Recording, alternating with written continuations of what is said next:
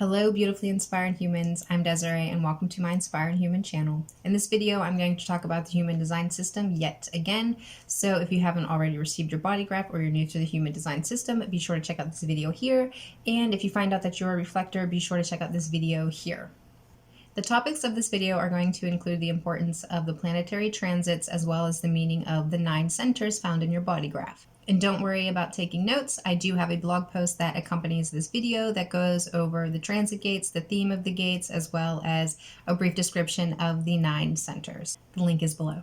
Also be aware that I am not a human design teacher, rather I am a reflector, and what I do is I share information on my YouTube channel of important information about the human design system and some really hard to find information. It's important to note that the human design system is not to be taken as this absolute spiritual teaching or be made into some sort of religion. Rather, it is a guide to help you understand yourself better and to live out your own authority and strategy. So right now, I want to read to you a quote from Rahus, who is the founder and the messenger of the human design system, and what he says about the human design system and its relation to spirituality.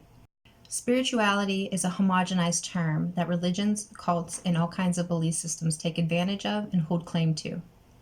The human design system is about the potential of the individual spirit, whatever that may be. The spirit is not to be measured or compared to other spirits, or locked into some kind of illusionary dance. The human design system is about the uniqueness that requires no homogenized definition.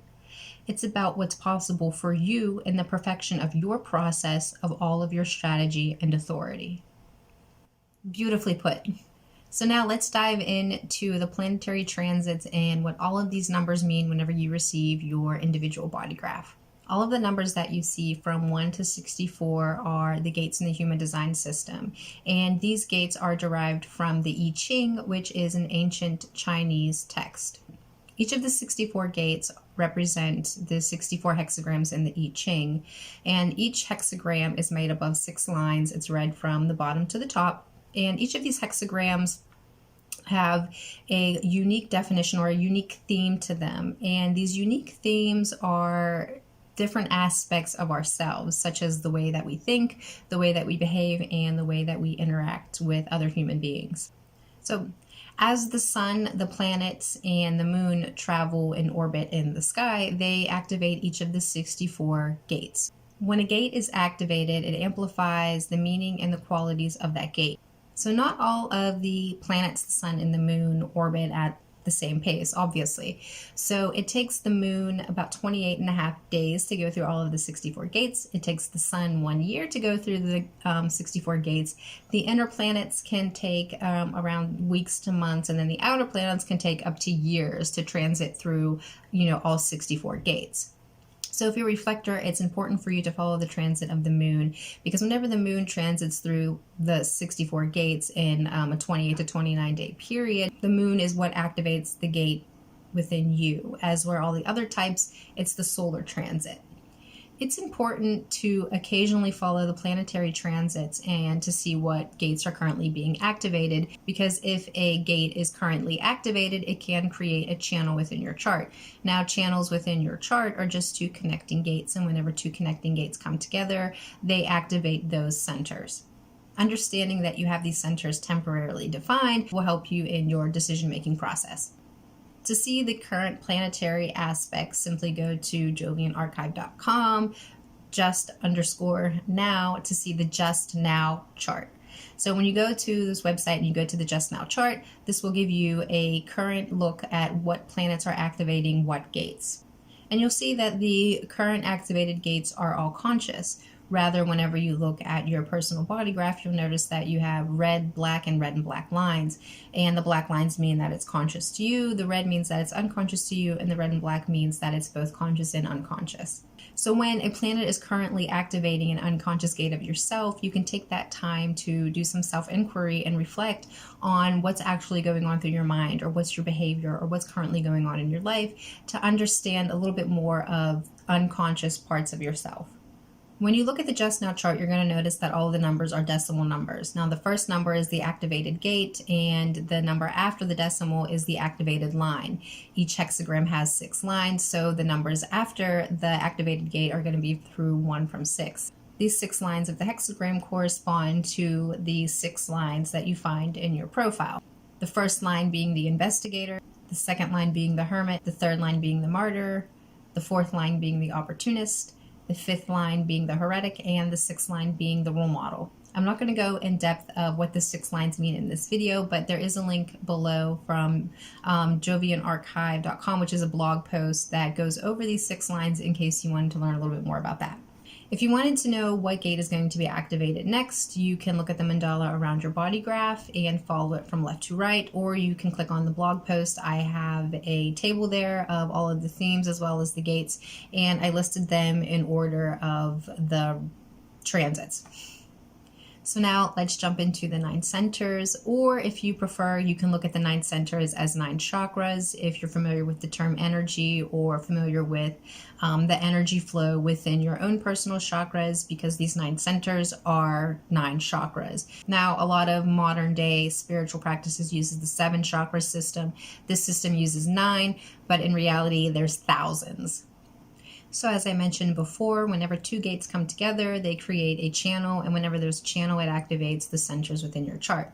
Now, if you have any activated or fixed or defined centers within your chart, this just means that this area is a fixed way of being or a fixed way of thinking. Also, I want to make note that all of your gates are also fixed and defined ways of your being. So say you have 3 gates coming off of your root center, but your root center is undefined. Well, these gates define a certain part of that center. So it's not completely open, it's just a certain percentage of open. So an undefined center means that this is the area that you are most likely to be conditioned in, primarily because these are the centers that are open. So whenever a center is open, it means that you pick up on everybody else's stuff around you whenever they're in your aura. And when a center is fixed, this is the energy or your way of being that you're emitting out. Modern society does a great job at conditioning us to be a certain way, which unfortunately doesn't help us in living out our own personal authority and strategy and our own individuality. You know, society wants us to be like everybody else and to follow everybody else, and it's just naturally easy to get stuck in certain thinking patterns that are not helpful. So it is said that these white centers are the centers that we need to look at the most and deprogram from anything or like any junk that we may have picked up from other people. Now, according to this system, it is said to take everybody an average of 7 years to fully deprogram. So if you only have 1 white center, then you're going to have your work cut out for you. So there really is no shortcuts whether or not you have 2 centers white or, your whole chart is white. So just keep that in mind as you move forward. So I'm going to start from the root center and work my way up to the head center. So the root center is biologically connected to our adrenal system. This is a pressure center that is connected to our hormones and that regulates the ups and downs. Now, if you have this fixed or defined, then most likely you deal with stress in a very fixed way. You might be a person that thrives in stressful environments, or you might be a person that just loves extreme sports, because the center is activated during stressful situations or whenever we're in exciting situations, and having it fixed means that it just operates in a very fixed way. Now, if it's open, then most likely you deal with moments of high stress or feeling anxious at times, and this can be a problem. So if you have this root center open, it's very important that you monitor your stress. Find out what your stressors are and deal with them appropriately, or also incorporating some meditation techniques, taking a bath, using crystals during meditation is really good, making sure that you get enough rest. Just finding, even breathing techniques are a really great way to help calm down, your anxious thoughts or your anxious feelings.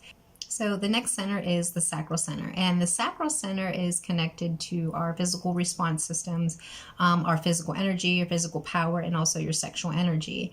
And all generators have this center filled in. This is what defines a generator, because having this center fixed just means that you have a consistent way of exerting your energy.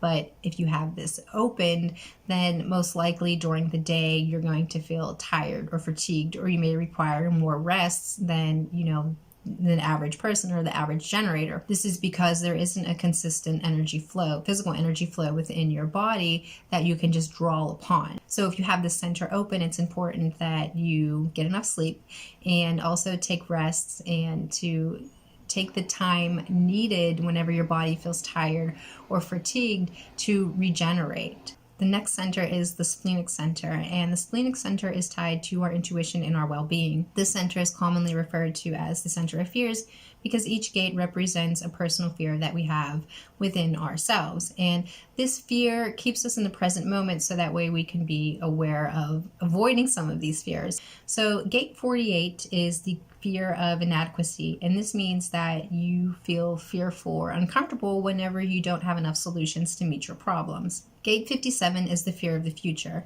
and when this gate is activated, or if you have this gate activated in your personal chart, it just means that you become so fixated on the future that you stay in a standstill, that you don't actually move forward because you're fixated on the future and how things are going to turn out. Gate 44 is the fear of the past, and this means that you focus too much on the past, and that also creates a standstill to where you're not able to move into the future because you're too fixated on past events. So gate 50 is the fear of responsibility, and this means that you're not aligning your values appropriately, and sometimes you do neglect certain areas of your life or certain things that you have to do. So in extreme cases, this may be, neglecting parts of work or neglecting, different responsibilities at home. It's just that you feel more comfortable not having responsibility. Gate 32 is the fear of failure. And this just means that you like to stay in your own comfort zone and you really don't like to take risks because you're afraid that you might fail. So gate 28 is the fear of death, and this means that somebody with this activated, or when this is activated, you continuously look for a purpose in your life or wanting to know about what the afterlife is.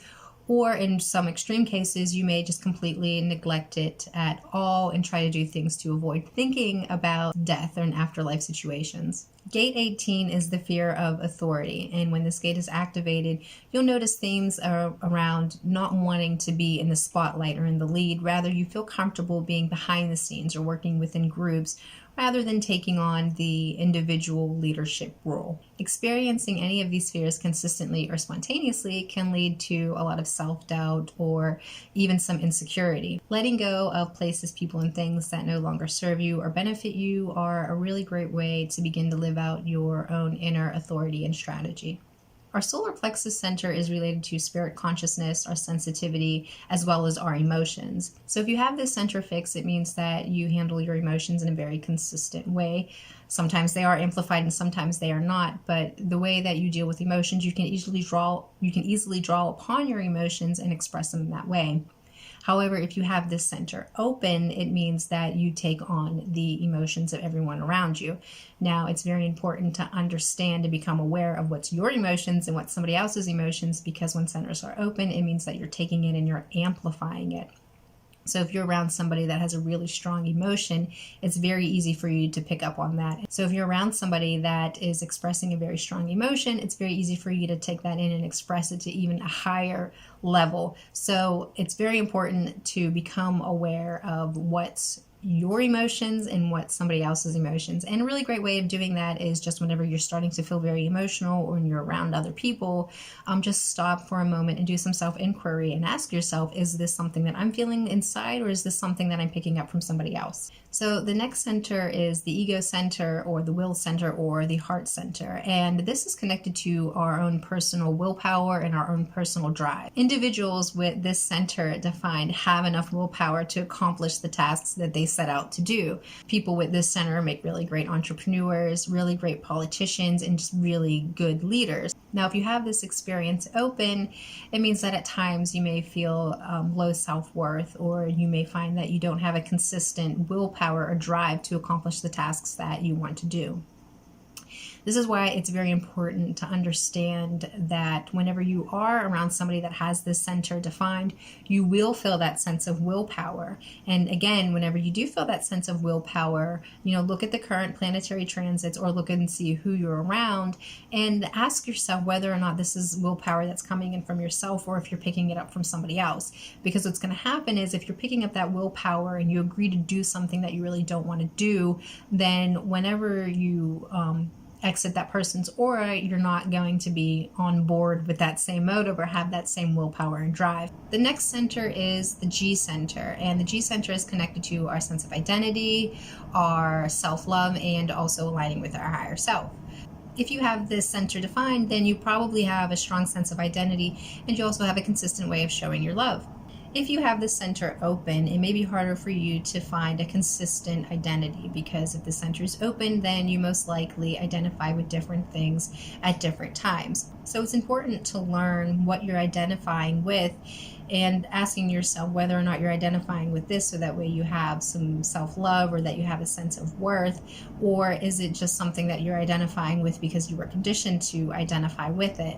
If you have the center open, it's very important for you to develop that deep level of self-love because you actually have the opportunity to do so. So there's many books and techniques that you can do. It's just important that you don't identify with other people, places, or things in order to get that sense of self-worth or self-love that you're currently looking for whenever you're looking in the external world. So the next center is the throat center, and of course this is connected to our communication.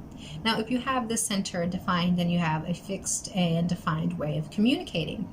But if you have this center open, you may notice at times you stumble over words, or you may talk too much to fill up space, or you may even be comfortable in silence. There's just no consistent way of your expression or in your communication. Now, sometimes this can lead to some miscommunications. So when you are communicating, it's really great to do some self-inquiry and ask yourself whether or not you're just talking to fill up empty space or whether or not you should be speaking whenever you're being silent. A really great question to ask yourself when you are communicating is, am I making sense? Is what I'm communicating, consistent and making sense to my audience? So before I talk about the next two centers that deal with the mind and thinking, I just want to make a few notes here about these two centers. And these two centers are not to be looked at as motor centers. They're just centers that process information.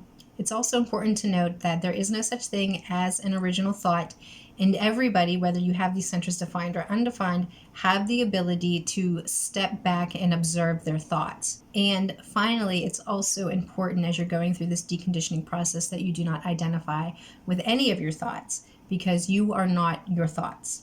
Having these centers defined just really means that when you take in information, you deal with it in a consistent and fixed way according to your own inner authority and strategy. So two people with these centers defined are going to process information differently according to their own inner authority and strategy. So the next center is the Ajna Center that deals with our decision making, our mental contemplation, and also our mind consciousness. And having the center defined just means that you have a fixed way of processing information. So whether or not you have the center defined or undefined, it's important that you understand your opinions and your beliefs and do some self-inquiry and ask yourself how rational they are.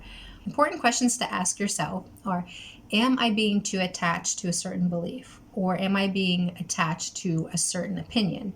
Or am I trying to convince everyone that I'm certain? Our thoughts come so fast and rapid, so sometimes it's really impossible to question yourself or have that time to stop and ask yourself whether or not you're picking up somebody else's stuff or if it's something that is coming from within. So if you have this center open, it's important to slow down your thoughts, and using mindfulness techniques is a really great way to slow down your thoughts, and especially meditation is also very, very helpful and recommended if you have this center open. The final center is the head center, and just like the root center, this is a pressure center.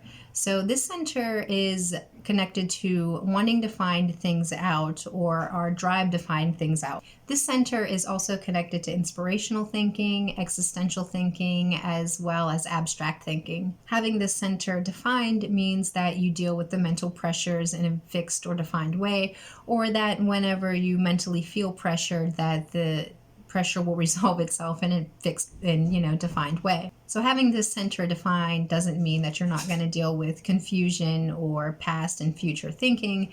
You're also going to have to deal with those mental pressures as well. It's just that the way that you handle them is going to be in a fixed and defined way. So if you have this center open, it may mean that you have a higher desire to find things out. You may also find that other thoughts and ideas of others are inspiring because you have the ability to see the rationality behind them and determine whether or not it's going to benefit you or not. You may also be okay with not knowing something or easily dismissing a thought or an idea or determining whether or not it's beneficial for you to pursue. The problems that can arise of having the center open is having too much pressure or having too much thoughts, because you're able to pick up the thoughts of others as well as within yourself that sometimes you get so lost in your head. So being lost in your head just means that you can become obsessed with a certain way of thinking or a certain thought, and then if you become obsessed with that, then you're really not being in the present moment, and if you're not really being in the present moment enough, then naturally problems are going to arise because you're going to be spending too much time in the past or in the future, or wasting your time on pursuing a thought that really doesn't need to be pursued. That's it, guys. That's going to be the end of this video, and be sure to stay tuned for my next video where I'm going to talk about non-terrestrials and whether or not they're in the government. So stay tuned for that. I hope you enjoyed this video. Until next time, bye.